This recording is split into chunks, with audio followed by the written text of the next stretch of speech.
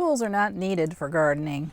You can certainly get by in most cases with just your hands, but tools can make it much easier and allow you to get a lot more done.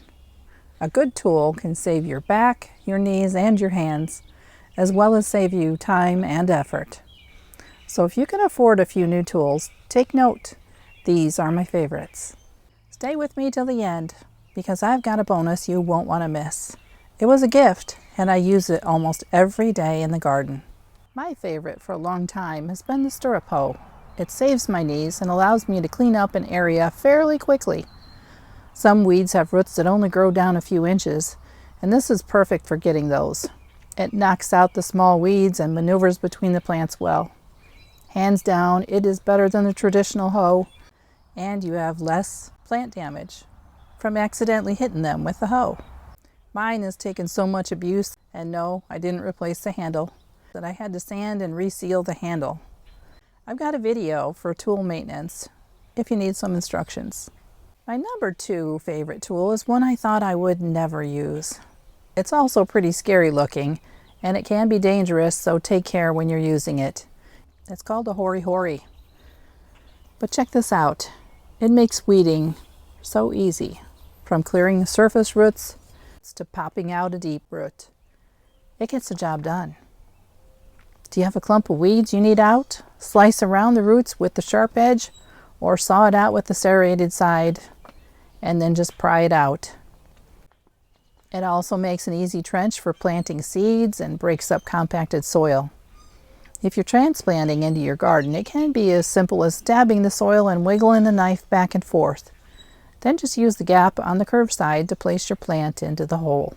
And did you know you can also measure planting depth if that's important to you?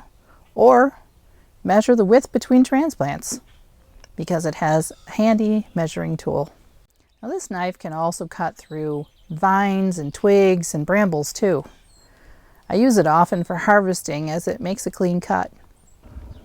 Look at it cut through this lemon balm. It's so quick and easy.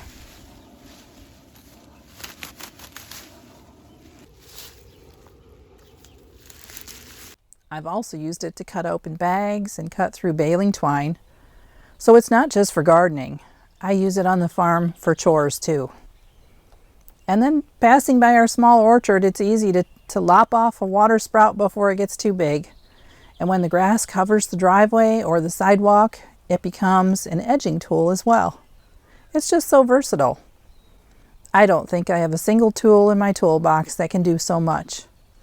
The one I have is not an expensive one, although you can find some that are quite elaborate and more costly.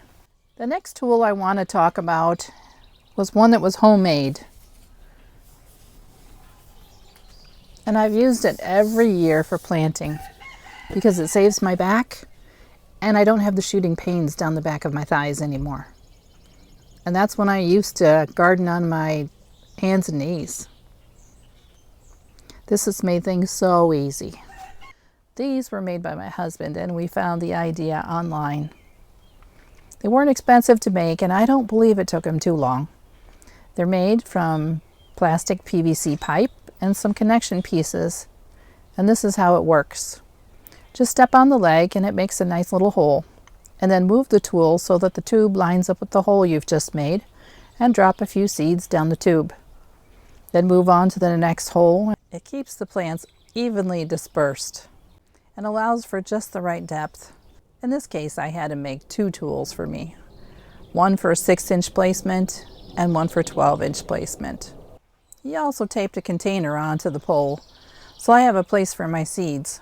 I strongly suggest keeping the lid for your container so you can cover your seeds if you need a break and have to lie the tool down.